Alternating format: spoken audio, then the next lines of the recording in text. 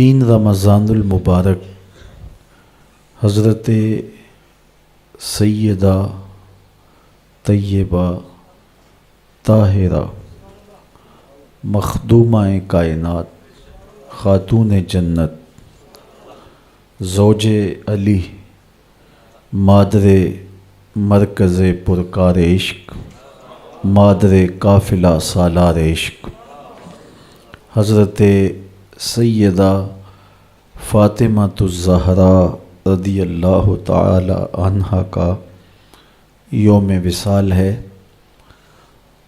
یہ دن عمومی طور پہ ان کی یادوں کی خوشبو سے مہکتا ہے، تو آج کی اس نشست میں آپ کے حوالے سے ہی کچھ باتیں آپ کے سامنے عرض کروں گا۔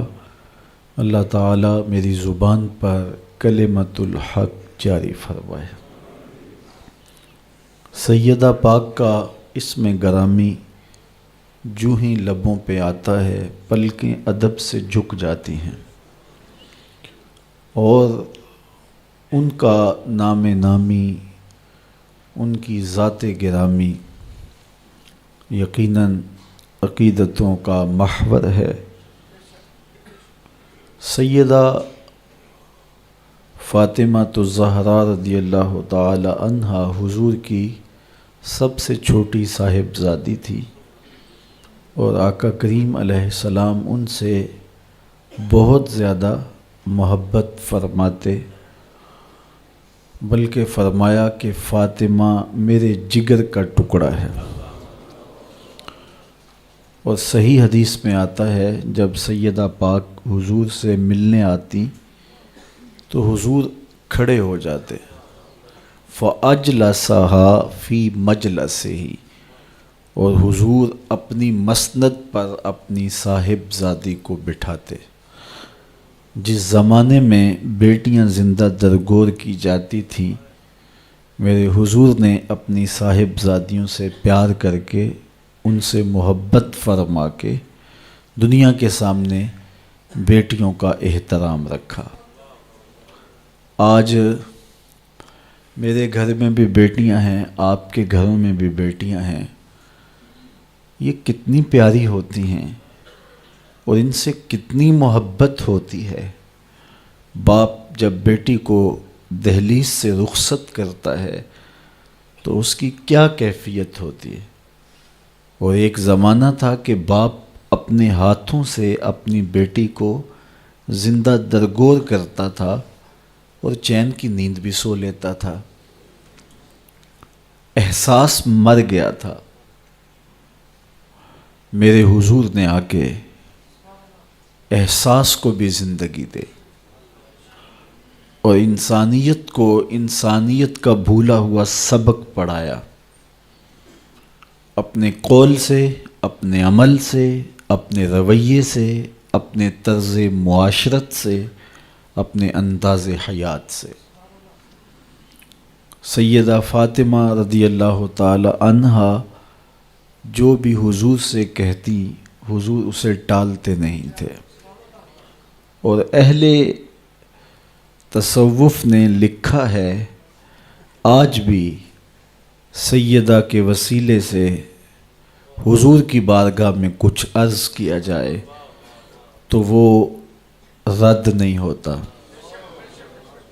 اسی لیے شیخ سعدی شیرازی نے اللہ سے بھی دعا مانگتے ہوئے کتنی خوبصورتی سے ایک وسیلہ پیش کرتے ہوئے کہا، الہی بحق بنی فاطمہ، اللہ اکبر، الہی بحق بنی فاطمہ، اے الہی میں تیری بارگاہ میں فاطمہ کے بیٹوں کے وسیلے سے دعا مانگتا ہوں کہ برقول ایمان کنی خاتمہ، کہ ایمان پر میرا خاتمہ کرنا۔ اور آگے کیا ناز اختیار کیا گیا، اگر دعوتم رد کنی ور قبول، منو دست و دامان آل رسول، تو میری دعا رد کرے یا قبول کرے، دیکھ میں آل رسول کا دامن پکڑے ہوئے ہوں۔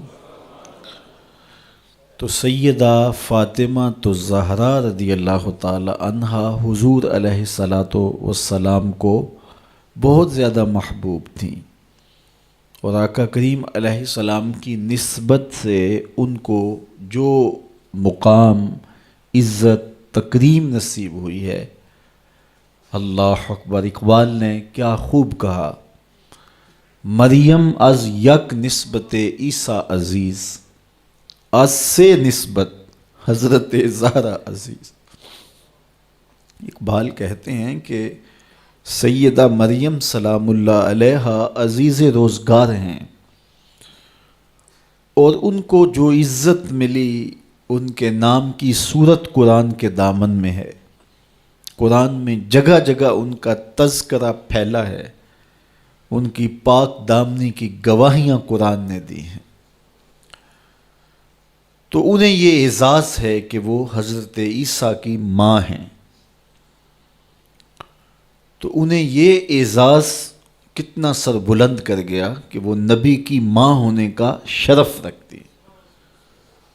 حضرت مریم سلام اللہ علیہا کی جب ولادت ہوئی، اللہ اکبر، تو ان کی ماں پریشان ہو گئی۔ انہوں نے منت مانی تھی، ان کی والدہ کا نام حنا تھا، تو انہوں نے منت مانی تھی، بیت المقدس میں خدمت کے لیے وقف کروں گی جو تو مجھے مالک اولاد دے گا۔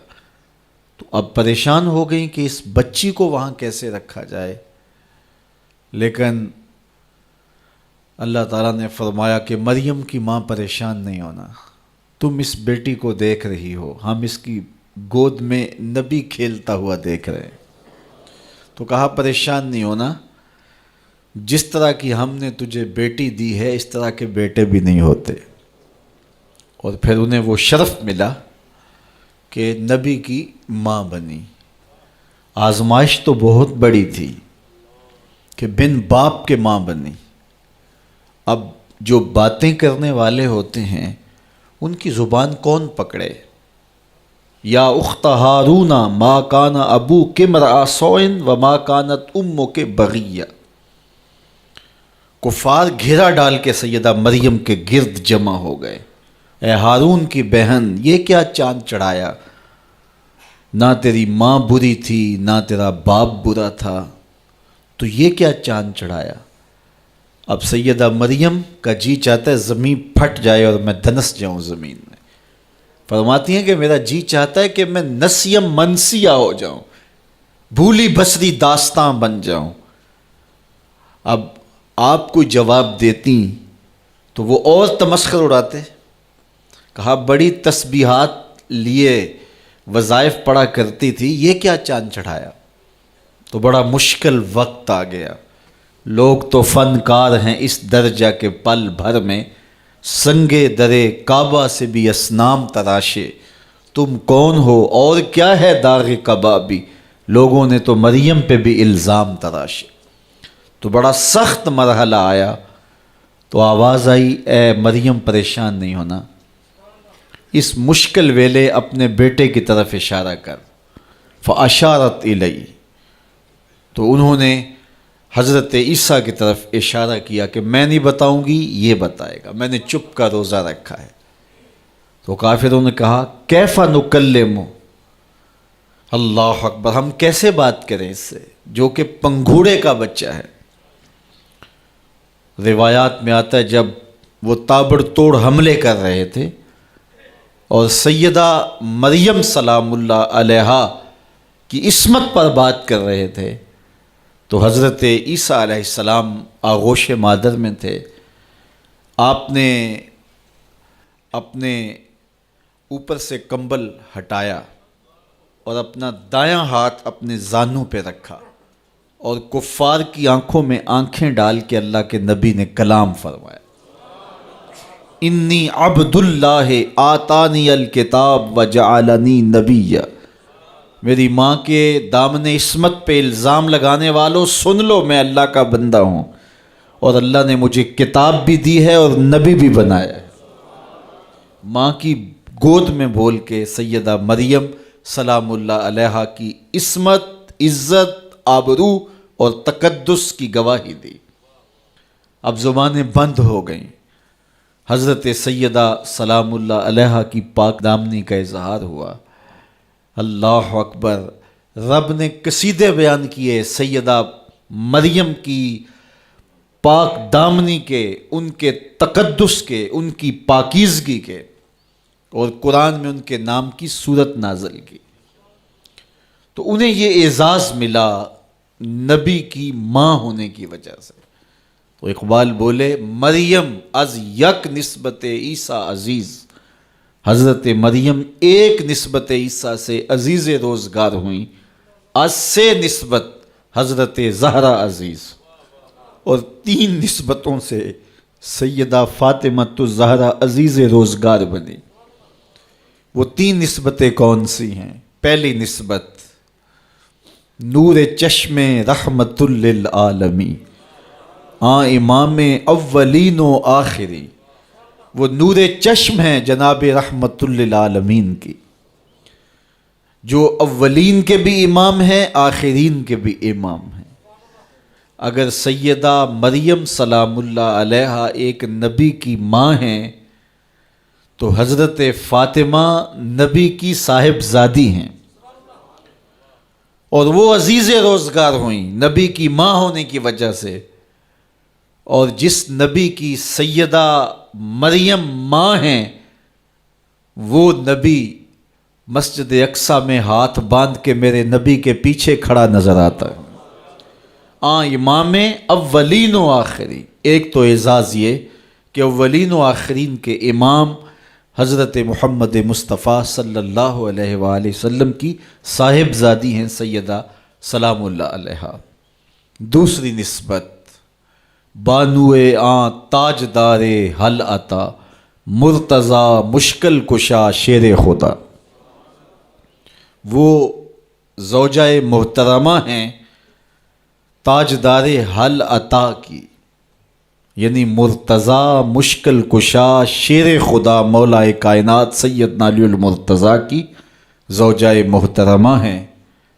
اللہ اکبر، یہ دوسرا اعزاز ہے سیدہ پاک سلام اللہ علیہا کا۔ اب تیسرا اعزاز دیکھیے، مادر مرکز پرکار عشق، مادر قافلہ سالار عشق، عشق کی پرکار کا جو مرکز ہے، یعنی حضرت امام حسین رضی اللہ تعالیٰ عنہ، تو سیدہ پاک عشق کی پرکار کے مرکز کی ماں ہیں۔ اللہ اکبر، اگر نیزے کی نوک پہ بیٹا قرآن سناتا کربلا کے میدان میں دکھائی دیتا ہے تو ذرا دیکھو پیچھے اثر فاطمہ کے دودھ کا نظر آ رہا ہے۔ یہاں اقبال تو بے قابو ہو گیا، رشتہ آئین حق زنجیر پاست، پاس فرمانے جناب مصطفیٰ، ورنہ گردے تربتش گردید میں، سجدہ بر خاک او پاشید میں۔ فاطمہ، جو کام تم نے کیا ہے، جو کام تم نے کیا ہے، اگر میرے پاؤں میں شریعت کی زنجیریں نہ ہوتی اور تیرے ہی بابا کا فرمان میرے راستے میں رکاوٹ نہ ہوتا تو اے فاطمہ میں کعبے کا طواف نہ کرتا، تیری قبر کا طواف کرتا، اور کعبے کی طرف منہ کر کے نماز پڑھنے کی بجائے تیری قبر کی طرف منہ کر کے نماز پڑھتا۔ رشتہ آئین حق زنجیر پاست، پاس فرمانے جناب مصطفیٰ، ورنہ گردے تربتش گردید میں، سجدہ بر خاک او پاشید میں۔ جو کام تو نے کر دکھایا، نبی کے گھر کی ہے عظمت، نبی سے سنتے ہیں، علی کے گھر کی ہے عزت، علی سے سنتے ہیں۔ وہ جس نے معزز کیا گھرانے کو، حسین پال کے جس نے دیا زمانے کو۔ تو سیدہ کا یہ کمال کہ حسین جیسا شہزادہ اور وفا شیار بیٹا زمانے کو دیا، جس نے اپنا آپ تو کٹوا لیا، اپنے بھائی بھتیجے بھانجے اور بیٹے تو کٹوا لیے، لیکن نبی کے دین کا جھنڈا گرنے نہیں دیا ہے۔ اس کو سرخرو رکھا ہے، اس کو سر بلند رکھا ہے، اس کو اونچا رکھا ہے۔ پیاس کاٹ لی، بھوک کاٹ لی، اذیتیں سہ لی، لیکن اس کے باوجود نبی کے دین کے جھنڈے کو سر نگوں نہیں ہونے دیا۔ یہ اثر نظر آ رہا ہے فاطمہ کے دودھ کا۔ اللہ اکبر۔ اقبال کہتا ہے کہ تو نہ دانی کہ سوزے کراتے تو، دیگر گوں کر تقدیر عمر را۔ میری بہن تو نہیں جانتی، اگر تو بہن ہو کے قرآن پڑھے تو عمر کی تقدیر بدلتی ہے، اور اگر تو ماں ہو کے قرآن پڑھے تو بیٹا نیزے کی نوک پہ قرآن سناتا ہے۔ سیدہ طیبہ طاہرہ ظاہرہ عابدہ ساجدہ راکعہ سیدہ فاطمہ الزہرا رضی اللہ تعالی عنہا کا اسوہ، مخدرات اسلام کے لیے، ہماری بہنوں بیٹیوں کے لیے مکمل کامل اور اکمل نمونہ ہے۔ میری مائیں بہنیں بیٹیاں بھی پردے میں بیٹھ کے سن رہی ہیں، اور جو یہاں موجود نہیں ہیں، آپ لوگوں کی وساطت سے یہ پیغام ان تک بھی پہنچے گا، تو میں گزارش کروں گا اس بے حیائی کے ماحول میں، جب کہ میڈیا بے لگام ہے، سوشل میڈیا قیامت ڈھا رہا ہے، آنکھوں سے حیا اڑ گئی ہے، سوچوں میں آوارگی آ گئی ہے، لباس سمٹ سمٹ کے بالکل واجبی سا رہ گیا ہے، اور حیا قصہ پارینہ بن گیا ہے۔ یہ اڑتے ہوئے آنچل، لہراتے ہوئے دوپٹے، اور جو ہے وہ بکھرے ہوئے بال، یہ حیا کے جنازے سڑکوں کے اوپر گھومتے ہوئے، اور بازاروں میں صنفی آزادی اور جنسی بے رہروی اور جو کچھ ہم دیکھ رہے ہیں، تو آج ہم سیدہ فاطمہ الزہرا کے کردار کو خضر راہ بنائیں۔ اقبال کہتا ہے مزرعے تسلیم را حاصل بطول، مادرا را اسوائے کامل بطول۔ مزرعے تسلیم، تسلیم کی کھیتی کا جو حاصل ہے، جو پھل ہے، وہ سیدہ فاطمہ ہے، اور ماؤں کے لیے کامل نمونہ سیدہ فاطمہ الزہرا رضی اللہ تعالی عنہا ہیں، جن کے آنچل کو مہر و ماں نے بھی نہیں دیکھا تھا۔ خادم کی، شوہر کی خدمت بھی کرتی ہیں، بچوں کی تربیت بھی کرتی ہیں۔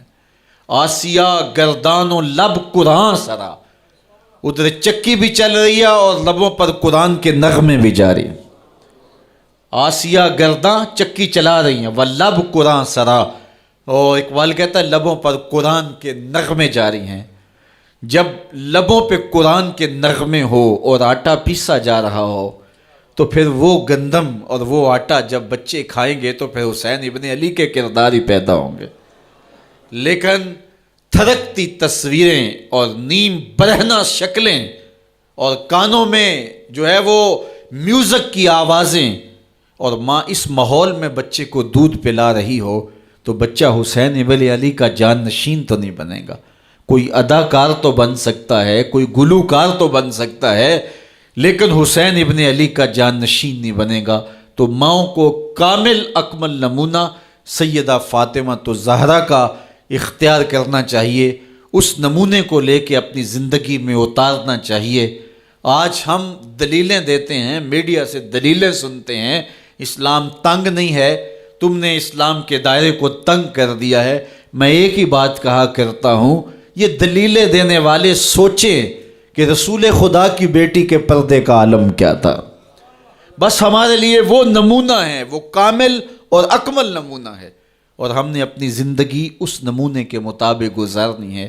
سیدہ پاک سلام اللہ علیہا کو اس بات کی فکر رہتی تھی کہ ساری زندگی تو میں نے اپنے پردے کی حفاظت کی، مرنے کے بعد جب پٹڑے کے اوپر ڈال کر کے لے جایا جاتا ہے لاش کو، تو اس وقت جسم جھلکتا ہے، چھلکتا ہے، تو بے پردگی ہوتی ہے۔ تو زندگی میں تو انسان اپنے پردے کی حفاظت کر لیتا ہے، لیکن جب جنازہ اٹھتا ہے تو اس وقت عورت کے جسم کی ڈیل ڈول ظاہر ہو جاتی ہے، اگرچہ اس کے اوپر پردہ پڑا ہوتا ہے۔ اور یہ سخت فکر مند تھی اور بات بھی کرتی تھیں۔ حضرت اسماء بنت امیس رضی اللہ تعالی عنہا سیدہ پاک کے پاس بیٹھی تھی، اور یہ وہ خاتون ہیں جنہوں نے حبشہ کی جانب ہجرت کی تھی۔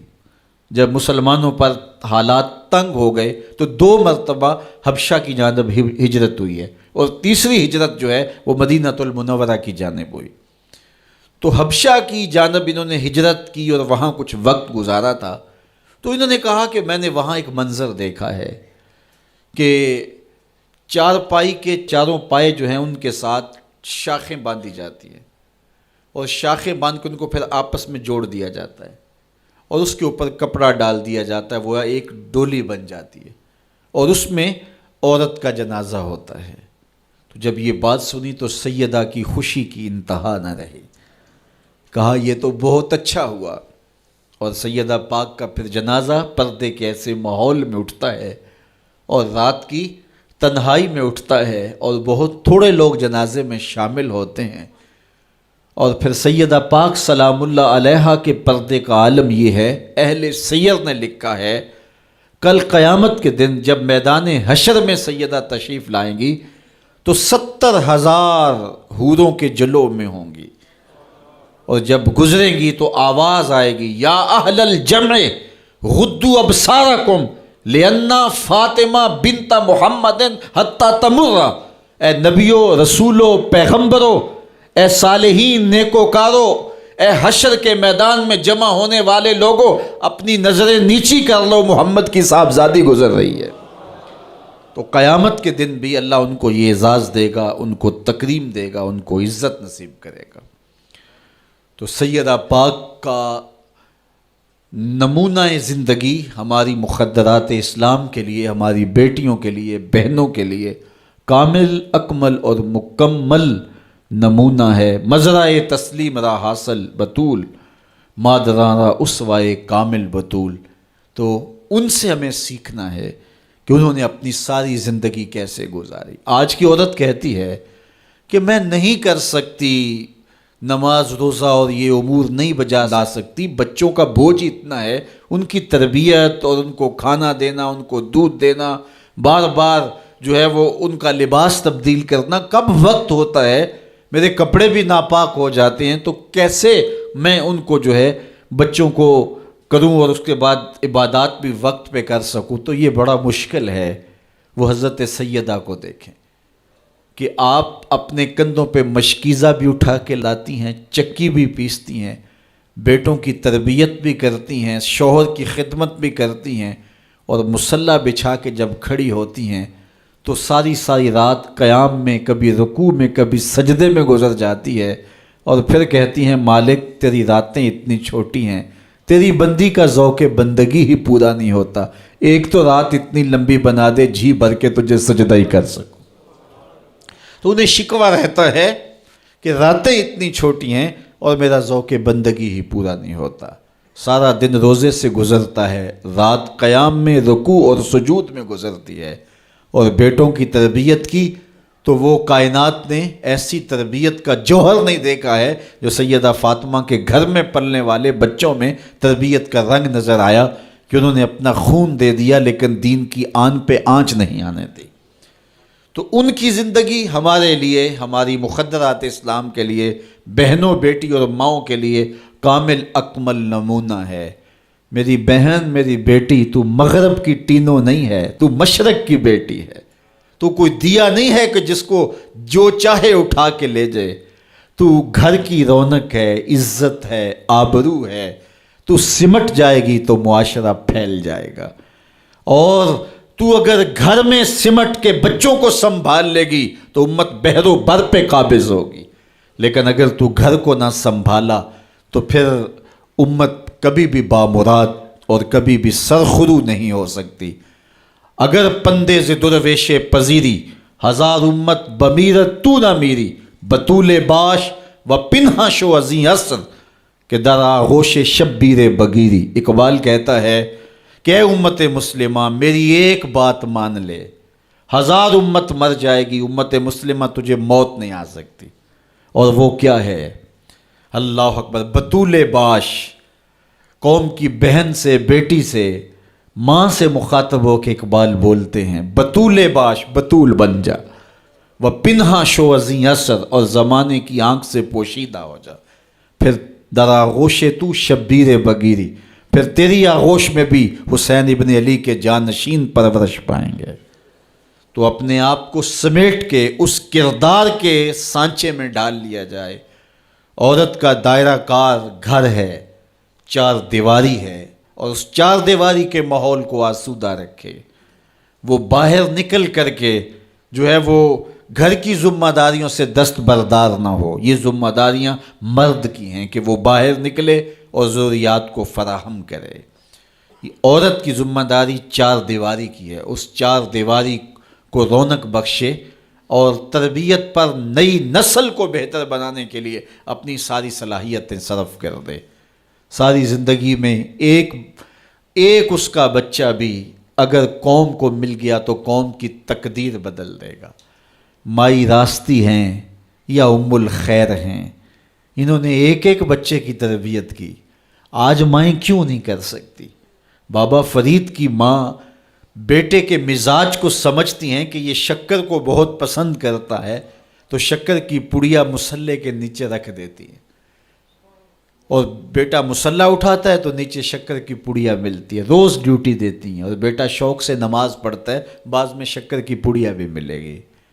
ایک دن کہیں گئی تھیں تو نماز کا وقت ہوا، ماں وہاں بے چین ہے اور وہیں مصلی بچھا کے کہتی ہے مالک میری لاج رکھنا، آج بیٹا مصلی اٹھائے اور اس کو شکر کی پڑیا نہیں ملے گی تو راز کھل جائے گا، تو بیٹا کہیں بدظن نہ ہو جائے، اس کا گمان یہ ہے کہ مالک اپنی کرم نوازیوں سے یہ پوری مجھے ڈائریکٹ دیتا ہے، درمیان میں کوئی نہیں ہے۔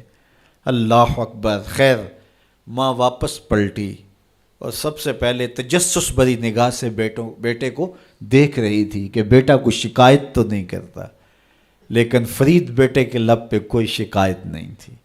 خیر ماں نے پوچھ لیا بیٹا نماز پڑھی تھی؟ کہا اماں نماز پڑھی تھی، لیکن آج جو شکر ملی ہے اس کا چس ہی کوئی اور تھا، اس کا ذائقہ ہی کوئی اور تھا۔ تو آنکھوں سے چھم چھم آنسو برسنے لگے، مالک تو نے میری لاج رکھ لی۔ تو پھر بتایا کہ بیٹے میں تو یوں ہی پڑیا رکھتی تھی، آج مالک نے جو ہے وہ میری لاج رکھی ہے اور تیرے مصلے کے نیچے پڑیا رکھ دی، پھر فرید بنا نا۔ تو پیچھے ماں کھڑی نظر آتی ہے، حضرت غوث اعظم رضی اللہ تعالی عنہ۔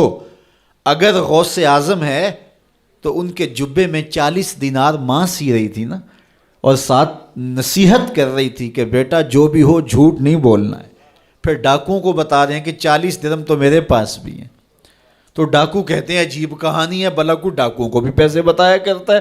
کہا میری ماں نے کہا تھا جھوٹ نہیں بولنا، جو بھی ہو جائے لیکن جھوٹ نہیں بولوں گا۔